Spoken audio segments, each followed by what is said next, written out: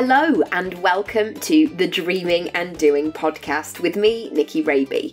I'm an actor, coach, writer, speaker, podcaster and a mum. And in my coaching work, I work with creatives, personal brands, freelancers and small businesses. In my podcast, I talk about success, but not in a traditional sense. I have conversations with those who have built a business from something they love or who have made a pivot in their career. Also those who have built a brand or a job that maybe didn't exist when they were at school and they found a way to monetize their skills, talents and expertise. I've spoken to loads of incredible people, coaches, designers, journalists, app creators, magazine editors, bloggers, content creators, authors, and all-round movers and shakers. I ask the questions that you want to know the answer to. So, how they started, about money, saying no, saying yes, pitching, presenting, putting yourself out there even though it terrifies you, standing out in a busy online world, growing, scaling and making your work for you and your circumstances. The show notes are always at nickyraby.com/podcast and the conversation continues across social media, often on Instagram, my favourite platform, at Nicky Raby. Thanks so much for listening. It's great to have you with us. In today's episode, I'm talking to Sarah Gregory, who is a writer. She's just completed the first draft of her latest book. She's a mum of 4, and she's a founder of About Times, which is a new journal entirely produced by women, featuring new contributors each month. And also, she's one of the founders of Make Motherhood Diverse. She's doing some very important work at the moment and really facilitating and holding space for other women to rise up, to share their stories, to talk about topics that perhaps haven't been spoken about before but are so needed. So there's so many different topics of conversation to delve into. If you do want to come and chat, please come over to Instagram at Nicky Raby. Feel free to email me hello@nickyraby.com or tag me across social media at Nicky Raby. I love to receive your photos of where you're listening, so let me know. I want to have this two-way conversation, and as we are about to approach our 100th episode, I know how crazy. I feel like you know lots about me, so I really want to get to know much more about you as well. So come and join in the chat, and please rate, review, subscribe, all that good stuff as well if you like it.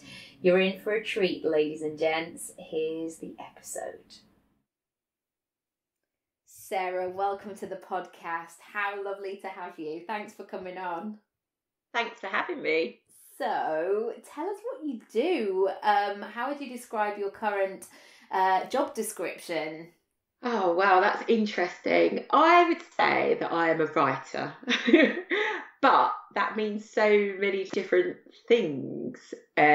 Like in comparison to kind of what I do. So obviously I write. I've just written the first draft of my book, which is about a Black British female revolutionary, in fact, who's being interviewed about why she became that revolutionary in her life.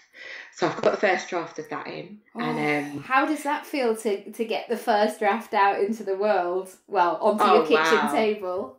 Well, it didn't feel like anything until the other day. Somebody said to me, "Did anybody read it before you put it out there?" I said, "No." And then I freaked out a little bit. I thought maybe I should have put it under somebody else's eyes before I just put it out there into the ether. But no, I felt quite confident in it. It's definitely first draft. They've got 70,000 words of me, like how I speak. It's not finished, but it's the essence of what I want to bring to the table. So I'm proud of it. I'm proud of it.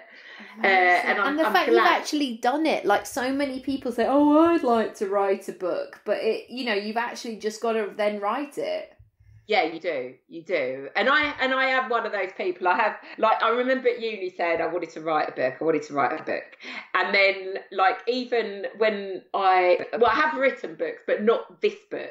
So it has been a book that's been in the back of my mind for a long time. I just needed the vehicle to kind of get out there, because it's like a faction. So it's not just, although it's fiction, it's got a lot of fact in there. It's got a lot of stories from Black British history that are in the archives, that are hidden away and not a lot of people have knowledge about, and it's got some of my family kind of experiences in there as well, but it's all kind of wrapped up under different names. Yeah, so nobody can quite identify themselves. That's always good. Exactly. Was it cathartic to write? Yes, it was. A lot of stuff. It brought back memories, actually, and a lot of memories, which you kind of bury in a filing cabinet at the back of your brain. And yeah, it brought some of those back. And I thought, oh, this is quite interesting to put in there. Like this would work in this part of the story. This would build a character and give them depth and meaning and stuff like that. So yeah, it did bring a lot of memories to the forefront, which is quite good. Not some good, some bad, some mediocre. But yeah, it was quite cathartic to write it, and I've enjoyed doing that. And I'm just glad. I just wish it wasn't in the same week that I launched About Times. Yeah, tell us all about that. I know, isn't it weird when we're like, oh no, why have I agreed to that? That seems silly, but yet I'm still doing it, and I'm awake at 2 a.m. Exactly, or I just haven't slept, because then my husband was away for 2 weeks, so I was just like, I had no support network. And you've got 4 children. It's one of these life is busy and full. Tell me about that whole launch process. Where did the idea come from? Why did you feel it was now? And talk to us about it if people don't know what it is. What a question. Right, well, About Times is a journal. At the moment it's monthly, and it's illustrated, edited, written, everything by women, but it's for everyone. And it's just a kind of sense of everything that we see, even if it's written by women. Normally it has to go through a male editor or somebody at the top of the tree who decides what's newsworthy and what's not. Tends to be a man. And it's not that I don't think men have valid opinions, because they obviously do, but I believe that women have them too. Yes. And actually not always our voices are heard, and people don't really realise that until there was a panel of women, all women panel, talking about politics and all of these things, and there was an outlash, I remember, a few weeks ago on Twitter, and they were saying, this is contrived and politically correct, and it was all women talking about politics, BBC Two or whatever show it was on, and they were really critical of it. Do you know that when that happened, the top number for an all-male panel before anything was said was 9. Whoa. 9 men on a panel talking about issues that affect all of us in our daily lives. And somebody piped up and said, isn't there something wrong with that there's only men and there's 9 of them and they're white? That's more than a 5-a-side football. That's just ridiculous. It is ridiculous, and I think it's just sign of the times that actually nobody picks up on it. Well, they did at that occasion, but 9. It takes to get to 9 men before somebody says, I think that there's a problem with that. And I think it's just because we see white men as the norm, whether we admit to it or not, just their lives, everything is organised around a white male, of a particular class kind of lifestyle, even times we go to work, and all of those things. So everything's kind of judged on that. So sorry, I'm going totally off point. But so About Times is kind of it's about time we heard women's voices as well, and we decide what's newsworthy. And it's not that we're just going to talk about fashion or lifestyle or any of these things. Summer body ready. Exactly. But not even to mock that, because I think there's a place for that. But I think there is a lot of that there, and you can find that stuff. It's not hard for you to find it. So I think that stuff is there, but it's not, some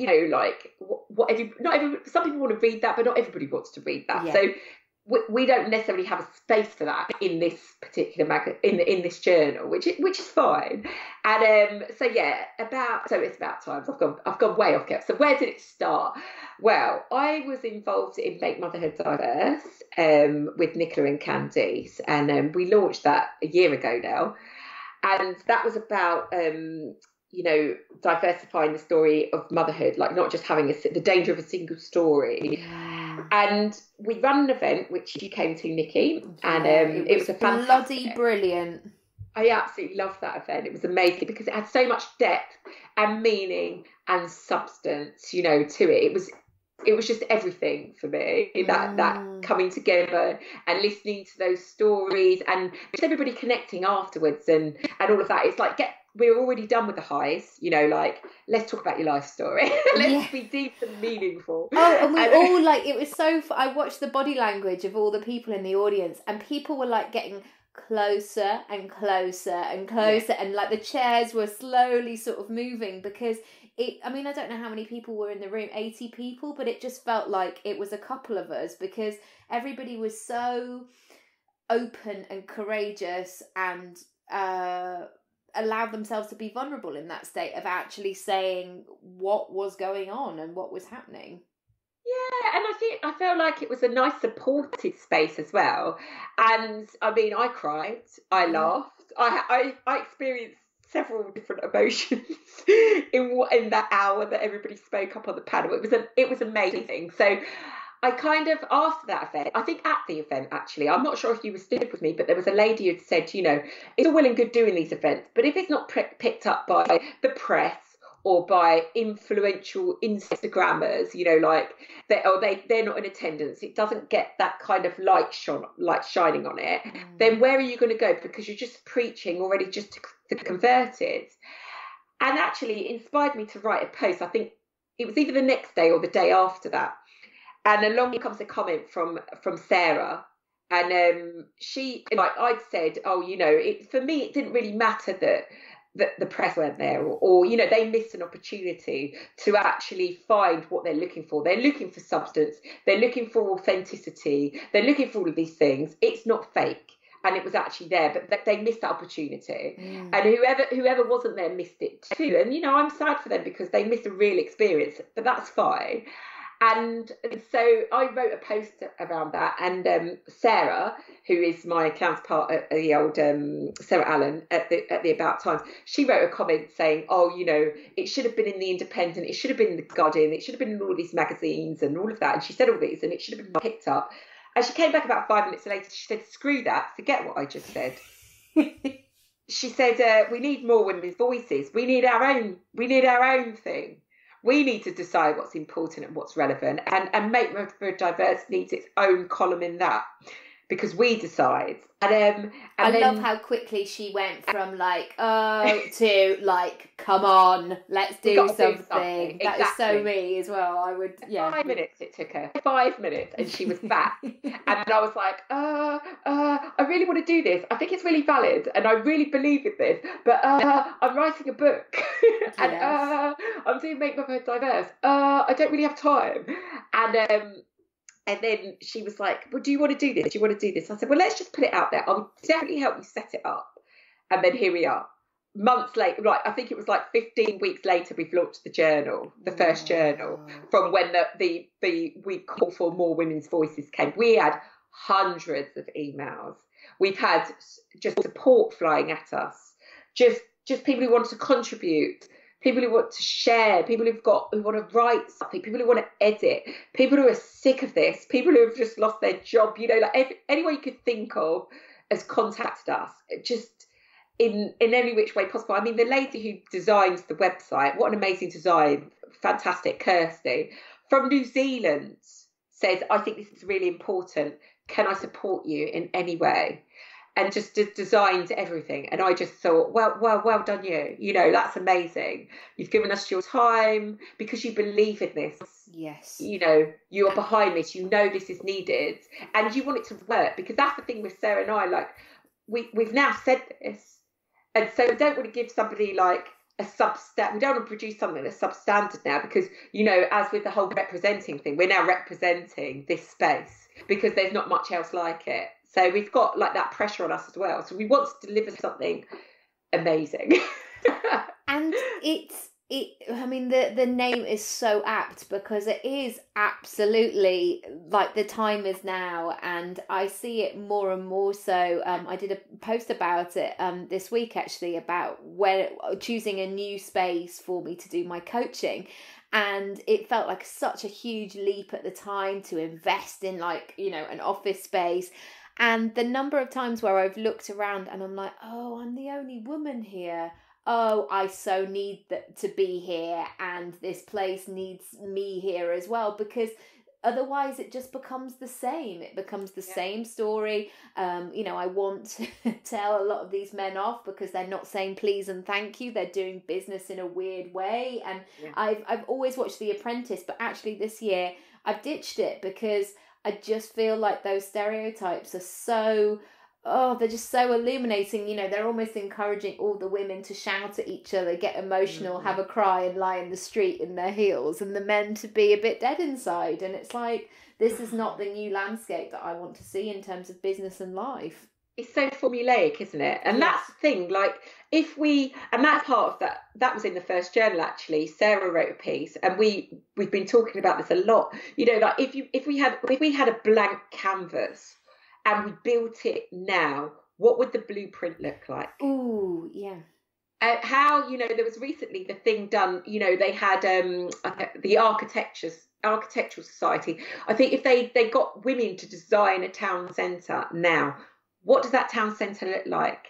How does it suit everybody? So it's all of these things. It looks so different.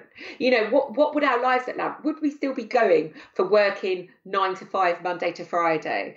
I mean, my sister, we just had a conversation because she, in her work, she actually has a half day on a Friday.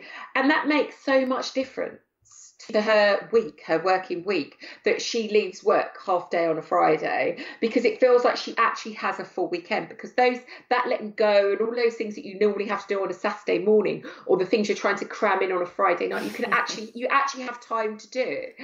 And so it, you know, like, how do we design it? How do we get that balance between, you know, like, if you have children, caring for your children, or caring for elderly relatives, you know, and actually valuing that rather than seeing it as a burden? How would we bring creativity into our life? How would we explore, you know, learning a new musical instrument, or learning something or reading, or, you know, exploring something that we've never done, or challenging ourselves, and bringing work into that? And how do those skills kind of interrelate? How do they feed into one another? I think she said, which always sits with me, she said in that piece, you know, like, I learned negotiation skills from my toddler. You know, and I took that into the workspace.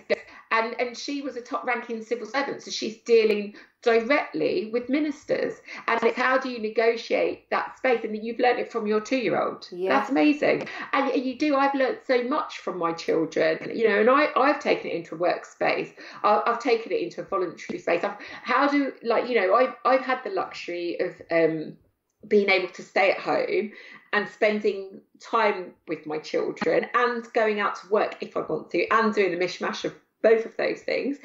And so my life has been quite fluid in that way. So I have been able to kind of have that crossover, but I don't think people understand what that looks like, or how it could work with them. And, you know, like, how you can have more meaningful lives. I think that's what we're all looking for, with more meaningful lives.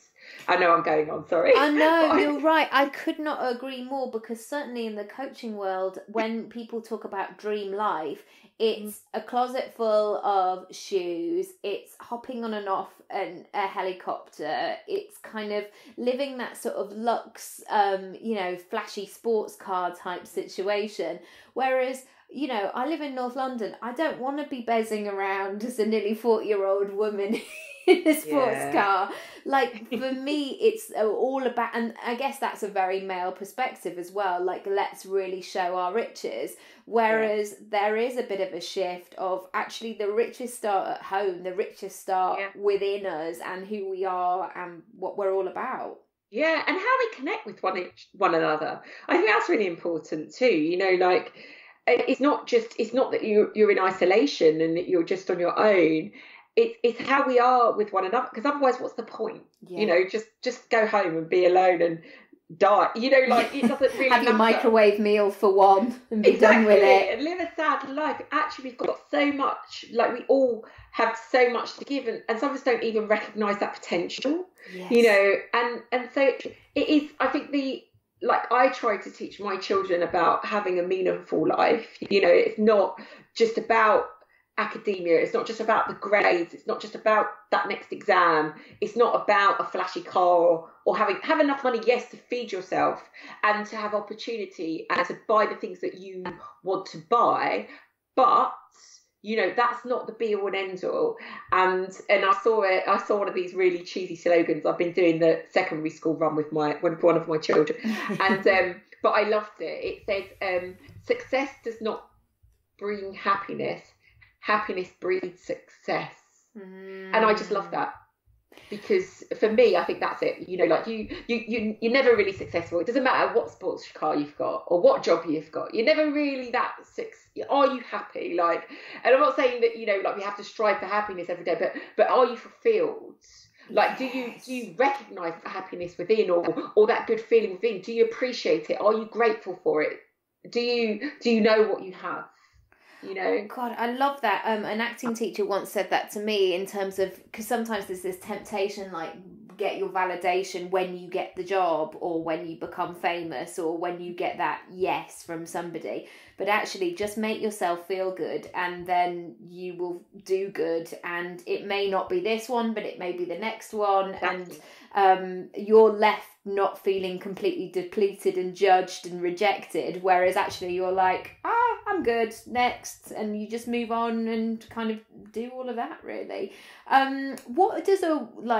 What does your week look like? How do you manage to stay topped up and creative and mother and work across different projects? What's really helped you to be able to do that? I think one of the top things is meditation. Yeah. I don't go a day without meditation. Like I meditate once a week in a group, which is fantastic, and I would recommend that to anybody. Just make yourself go out, find a group, and do it together. That's really good. That's a really good thing. But I also do it at home. 20 minutes. That's all you need. Even 10 for some people, but I like to do guided ones. I like to lay down, and so 20 minutes. Sometimes I do an hour. It depends on my day. And so I always build like a meditation in. I mean, at 11 minutes past 11 every day, I have an alarm set on my phone where at the very least I take myself away from whatever I'm doing, and for 1 minute I think about something that I love, and it's only my children. So I bring all of my children's face into my head, and I feel joy. Like I feel, when you get that glow from your stomach all the way through to your body, I feel that. And then the next thought I have is the joy, the absolute joy that I feel from having that love. And then after that, I feel grateful that I have the joy of feeling that love. And it's something that actually my meditation teacher taught me, and she taught all of us, so we all do it at that same time every day. And it's just an amazing feeling, and there's so much in the world today to really gut you and bring you down, but there is so much more to bring you back and to ground you, and to know that there are things to be thankful for. Definitely, and being able to access those tools wherever you want to is just so invaluable. And I sometimes have had those moments, when you suddenly have to have a debate with somebody or a tricky conversation and they're just not hearing your point of view. And I've kind of got to the point, not in a sort of righteous way, that suddenly you go, oh gosh, you don't have the tools to be able to deal with that, or nobody's taught you that there's another way of doing that. I was listening to Johnny Bowden talking about building Bowden, his company, and him having a very competitive, strict dad, and that it was all about right next, what ticking the boxes and things like that. But actually, you've got to have that, as you say, much more of a fluid sort of way of life. How do you get into the zone, I guess, when you know that you have to bring your creativity to the table, but also churn it out and meet the deadline? That's really interesting, because like my creative points are like probably about 4:30, 5 in the morning. So I get up early. I'm up before everybody else in the house. And I give myself, I write whatever's on my mind. I have lots of internal dialogue, which makes me sound like a crazy person. And at that point, like, I can write anything. There's no pressure on me to write anything at that point. So it's not necessarily about writing to a deadline or writing what I have to write. I just write what I feel inside. And then I obviously get the kids ready for school, and I get them out the door, and then I come back, and that's when I kind of put the work stuff into mode and trying to get the deadlines, met and things like that. So I separate the creativity and the work at that point. I give myself time for creativity. I make time for that because I think that's really important. And if I haven't given myself time for that, then I can't meet the deadlines. Yeah, I mean, I can't even write a sentence like when I'm depleted in that way, because I'm really had to learn that since working for myself, that the working hours are not just sitting at the desk, which seems so obvious, but you have to incorporate all the other elements of being out in the world. It's not about that sort of factory mentality of going, right, I've checked in and I've checked out. It's like, what are other things are you doing kind of in your life and going forward? Have there been any sort of tools of inspiration or resources or life-changing books? I mean, I'm sure there's plenty, but those kind of anchors that you always come back to whenever you have those sort of, I guess, rocky moments, or you just need that pick-me-up, whatever it might be. I really like, right, I'm not even going to say this right now, so you're not allowed to laugh. It's called the Tao Te Ching, I think it's called. And he's like I think he was a monk. There is a bit of a question mark over like him and the history. But he's got this book. And I use it like the equivalent probably of a Bible. And it's not a book that you can just sit there and read whole. But I dip in and out. And it's so off-kill. So it's not like anything linked to my daily life. But it really challenges me and makes me think. Ooh. And it gets you to think around things rather than just to think like specifically, especially if you've got an issue with something. And it gets you to think that, like, if you've got a challenge, does it really matter? How can you overcome it? Like all of these kind of like it gives you the tools, but it allows you to step outside of the problem. Because sometimes I think we become confounded by the problem.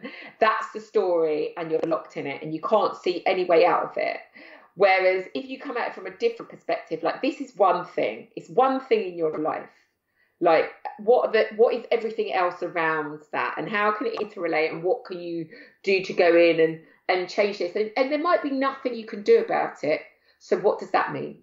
So what is it, like prompts? Does he kind of offer stories, or it's no, it's like, it's really right. It'll take you about half a day to get through what they actually mean. They're like small verses. And I remember, like, I've given it as a present to lots of people, and people saying, "Oh, I can't get my head around that. I can't get because it talks about like empty wells and things like that. It's just some random stuff. But once you get your head around it, and then you can apply it to your life, you're like, this is amazing. Like it just builds you, because I think it's all like everything's a process of coping. And if you don't have a mechanism of coping, then like I feel sometimes you could be lost. But I feel like I have really good coping mechanisms because I'm building myself from outside in, not the other way around. Yes, and I think that is so, I wish people had said this at school, because they were saying things like, well, once you get to secondary school, then you'll be sorted. Once you've done your GCSE, once whatever, and it was always like the next thing, which would be the mark in the sand. And I think that's why girls hysterically cry in toilets on their birthday, because they go, I'm 18, but I thought I'd be all right, but I'm not. And I'm 40 and I've screwed it up. I haven't achieved everything. I don't know what. Yeah. I think I had a fireman's lift up Doncaster Road on my 17th birthday, and my mum had to shove me in the back of a people carrier. It was not a great moment for anybody involved, but yeah. Do you know where you want to take the platform of About Times, and how you want to grow it, and I guess maybe what help you need, because might be somebody who's listening that thinks, oh, I could be that partner or that perfect person, or do you have any sort of idea of where you want to take it and what you want? Well, currently, as I said, it's monthly. I would like, obviously, we're still looking at the different kind of financial models, whether we advertise or whether we have issues sponsored or private investors or whatever. So we are looking for financial backing. There's no lie about that. But at the moment, we can sustain it. But we want to pay the contributors. That's like top of the list, because it's no real change expecting women to work for free, and we don't want to do that. So even the people who've contributed, their names are down, they've got money by their names, and we're crediting them as soon as the finances come in. You know, like nobody is going. It's not free work. Yeah. So God, I love that, because you know what? And I will say this boldly, and if you're listening, it's not a dig. It's just that I want you to hear it. There are so many people that say they support women, but when it comes to payment, they will not budge, even though they've got big old budgets. So, yes, I'm so glad that you're doing that. I know. I just think it's so important, because nothing's going to change for anyone, and recognising the value. And at the moment, monetary value is important. You know, so and that's what women need access to, and actually it can make a difference to their households as well. Yes. And their families' lives. So yeah, we want to pay people for their time and their effort and their contribution. Obviously, we want to showcase their work, but we do want to give them like the reward for it as well, in the monetary sense. So yeah, we are looking for financial support. I mean, at the minute, it's kind of issue by issue. So the next issue's out on the 9th of November. So my birthday. We're working. Ooh, well, I remember that now. And it's about, like, because it's not always going to be my voice or Sarah's voice. We want it to be rotating. So we've got a list of editors. So we're going to get them around the table. We're going to give them an issue. And then they're going to put out, you know, what their theme is or what their idea is or what they want to follow. And they're going to commission pieces. So we want that kind of different tones of voice coming in there. So we want that to go in there. We want to. And so I suppose the proof is in the pudding. Or is it, we're one issue down already, obviously. But I think people probably want to see where we're going with it. So we're in infancy. But I feel like what we've produced so far is of a really high standard. We've had a phenomenal amount of people reading and staying on the website. Like, we looked at the stats, the unique visitors, all of these things. So we want people to come and support us. If it's reading, sharing, all of these things are really important as well. And yeah, and just engaging as well, and let us know what you think. Because I think, you know, like for me, there was some really important points and angles that we don't normally look at things from. Like, and I'm thinking about I don't know if you read it, Nicky, but the Shush piece and the piece by Lisa, who does the Hotbed Collective. Yes. And just who would sit those two pieces side by side? But for me, the symbols of female empowerment are really, really important. And it's a conversation that we just don't have. You know, and I find that interesting, and I challenge anybody to tell me that these things aren't interesting. I'd love to hear if you don't find that interesting and why. You know, I'm totally open to debate about all of these things. But yeah, so I'd like, ask me that question a year down the line. Where are we going? I just see us working towards the issues and getting this out, and just kind of working towards getting support. I know we want to, hopefully in February, we want to do an About Times Live, which is like a living experience of a journal.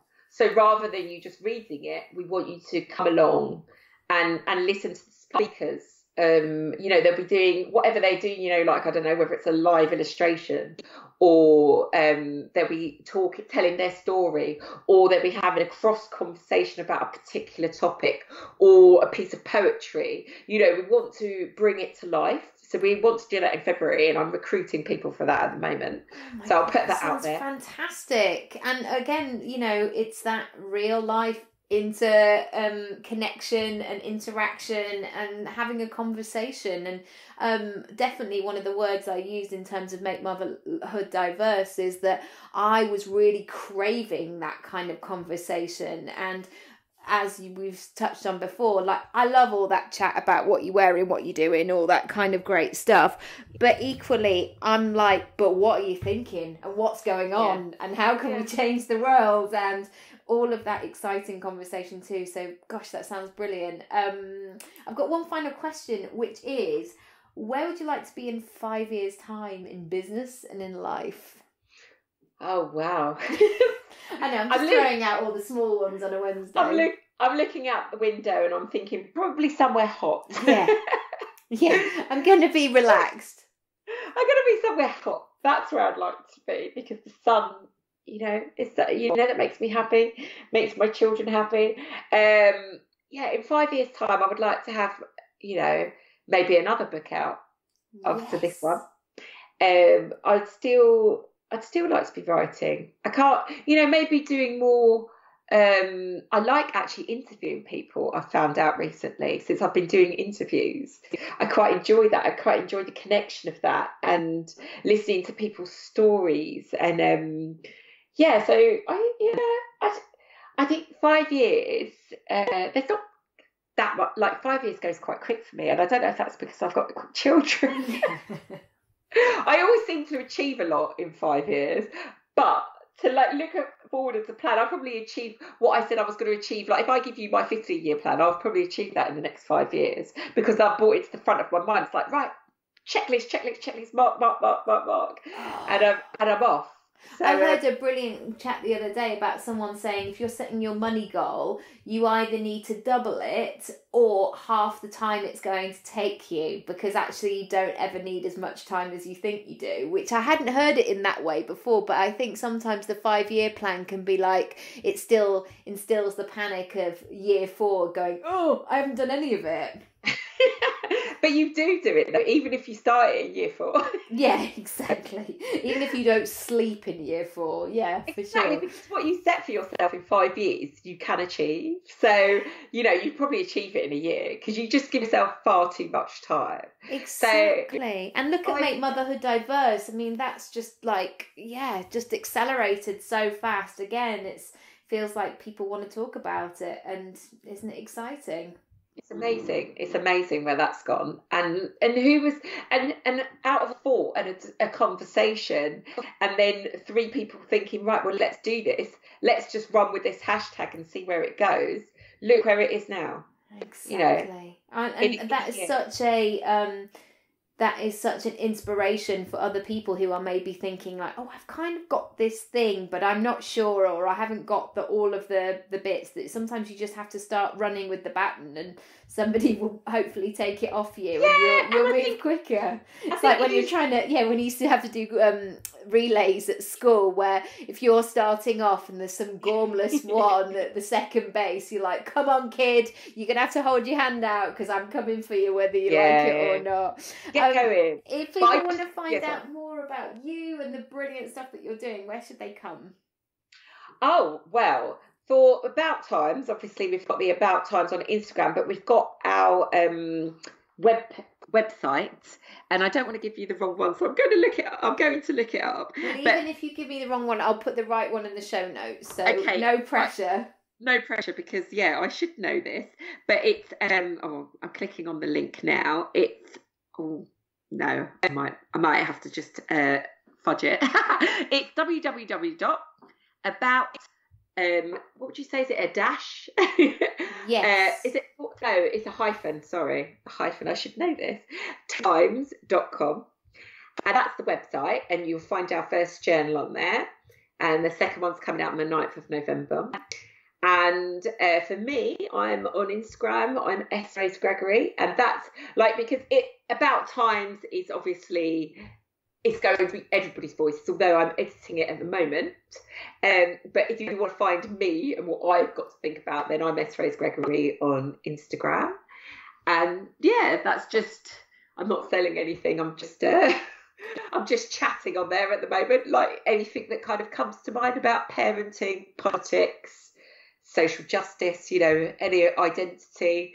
So yeah, if you want to come and chat with me on there, you're more than welcome. Well, I love all the conversation starters that you have. So and you are somebody that I look forward to in my feed. So thank you so much for everything you have to say. And I've loved chatting. So yeah, go and check it out, everybody. And thank you so much, Sarah. It's been brilliant.